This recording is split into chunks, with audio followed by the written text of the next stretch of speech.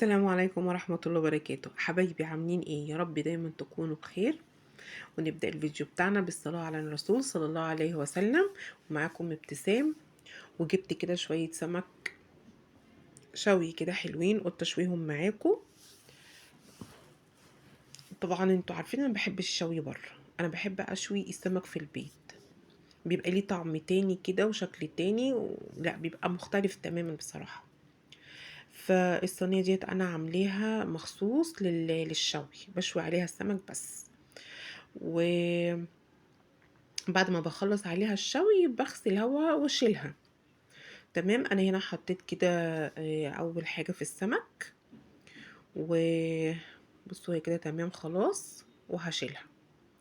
وبعد كده هحدق بقى، هعمل شوية مية كده، وهنعمل التحديقة بتاعت السمك.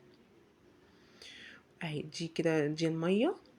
وهنزل بقى ببصلاية وقرنين فلفل بقى زي ما انت عايزاهم، حاميين باردين زي ما تحبي. ودي طماطمايه كده كبيره، عايزه بقى تخرطي طرنشات تخرطيها زي انا مخرطاها كده صغيره برضو تمام مفيش مشكله. ومعنا معلقه توم كبيره كده برضو عليهم. والمفروض ان في ليمون، بس انا ما كانش عندي ليمون وما كانش في حد ان هو ينزل يجيب لي. فقلت خلاص مش مشكله يعني. تمام، ودلوقتي بقى هنزل بالملح والكمون والكزبره، او الملح و...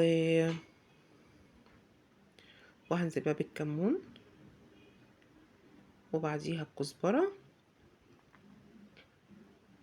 وهيتقلب كويس قوي. تمام بس. واي سمك بقى انا هطلعه على طول فيها، يعني اي سمك بيطلع على طول فيها. دوت اللي انا طلعته الاولاني خلاص حطيته كده في المية، واللي هيخلصه بقى من هنا على طول في المية. بصراحة بتبقى جميلة جدا اهو. تمام، بس هو بيبقى ماسك نفسه، اي نعم في دخانة بس في شفاط شغال، الشفاط شغال فبيغني بقى، مش بتبقى بهدلة ولا الشقة متبهدلة ولا اي حاجة يعني. فالشفاط بصراحة بيشفط كل دوت وبيطلعه على بره. وكمان في مروحة شغالة، في المراوح شغالة وعادي تمام. خلاص، فاحنا دلوقتي بقى هننزل بالرز بتاعنا. في كده معايا بتاع كيلو رز. حطيت الزيت الاول، بعد كده هنزل بالرز. وبعد كده طبعا المعيار بتاعك بتاع الرز، انا هنا نزلت بحوالي 3 كوبايات تقريبا، بس برضو كبار. خدته كده تشويحة الاول مع الزيت، شوحته كده حبة مع بعض. وبعد كده نزلت بالمية. دي الكوباية التانية تقريبا، انا نزلت ب3 كوبايات عشان الكوباية اللي البلاستيك دي كبيرة كبيرة، مش صغيرة. وهحط بقى الملح دلوقتي. اخدت كمان حوالي نص كوباية بس. وهنزل بقى بالملح، وهقلبهم تاني كده مع بعض. وبعد كده هنقله على العين الصغيرة خالص. انا بحب طول ما انا شغاله في الاستانلس دوت الرز، ما بسيبهوش ان هو اولع، يعني اسيب النار عاليه عليه ولحد ما يتشرب. لا، انا يعني حاجات بسيطه بنقله على العين الصغيره، واسيبه بقى هو ياخد ويدي كده ايه مع بعضه، مفيش مشكله خالص. لان الاستانلس زي ما انتوا عارفين كده يعني بيبقى صعب الاستعمال شويه، عشان خاطر ما يلسعش ويحرق معاكي الحاجه. هنا بقى ده بقى طبق البتنجان بقى الخرافة التحفة اللي انا بموت فيه، اللي هو بينزل كده على قلبي على طول، بينزل في قلبي كده زي ما بيقولوا. انا دلوقتي نزلت بشوية زيت وفوق منهم معلقة توم، وفضلت اقلب فيها لحد ما شفنا كده اللون بقى بامبي معانا. ونزلت كده بحوالي 4 طماطمات كبار مقطعهم صغير خالص. لو انتي مش عايزه تقطعيهم تقدري تضربيهم في الكبه، بس المهم ما تخليهمش عصير. انا عايزه الطماطم باينه فيهم. ونزلت كده بالطماطم زي ما انتي شفتي، وحطيت الملح والكمون بس، وكوبايه ميه عليهم. وهقلبهم وهسيبهم يتسبكوا كده مع بعض لحد ما ايه مقلي البتنجان بتاعي.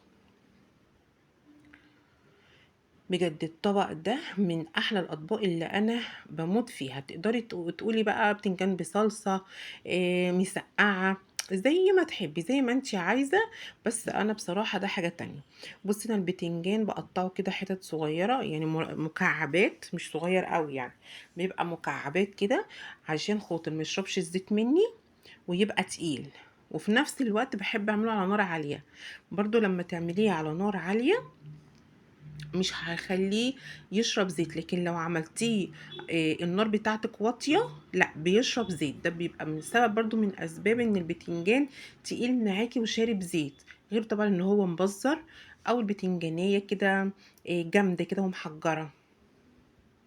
بصوا نطلعوه لونه حلو ازاي، ولا هو طبعا محروق ولا هو غامق ولا كده، لا بيطلع بقى كده مش شارب زيت معايا، بيطلع خفيف وحلو بصراحة قوي. انا بحب اعمل بتنجان كده على طول. ومعايا كمان فلفل طويل وبارد. طبعا الفلفل ده يرجع لك انت عايزه تحطي بقى يكون حامي براحتك. فانا بصوا مقطعاه كده برضو، مخرطاه كده، ممكن الواحده مثلا على 3 على 4 لو هو طويل معاكي كده يعني. وقطعته كده، هو باخده كده في الزيت شويه، لفه والتانية، واروح مطلعه بس. خلاص وحطيته كده على البتنجان. هيكون بقى ايه، الطماطم معاه اتسبكت. طالما نطرت الإيدام معاه قدامك كده، افهمي ان هي خلاص اتسبكت، تعرفي ان هي اتسبكت بقت تمام.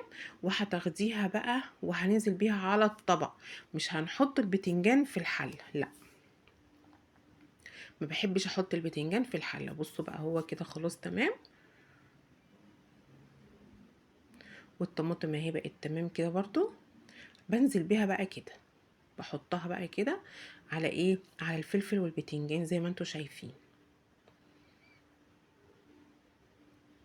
اهو. كده بقى تاكلي طبق بتنجان بصلصة مسقعة زي ما تسميها، بتبقى خفيفة وجميلة وتحفة. عندي بقى هنا كده خلاص كان الأكل تمام. ده شوية مية من تحديقة السمك.